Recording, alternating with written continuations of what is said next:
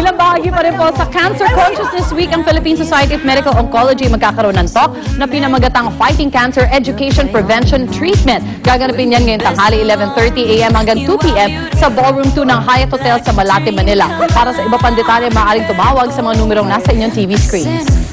Ay, teka. Okay, sige. Happy birthday muna sa akin, minamahal na nanay. Happy birthday din, Olive Arambulo. Happy birthday, ha? Makaigat tayo sa pagtambay. Pagkita tayo. Good morning sa mga extra sa born. Yes! Dito kayo sa,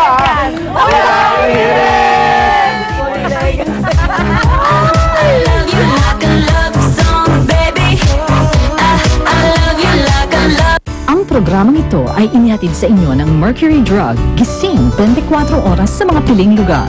Mercury Drug, tumutulong para sa kalusugan ng bayan.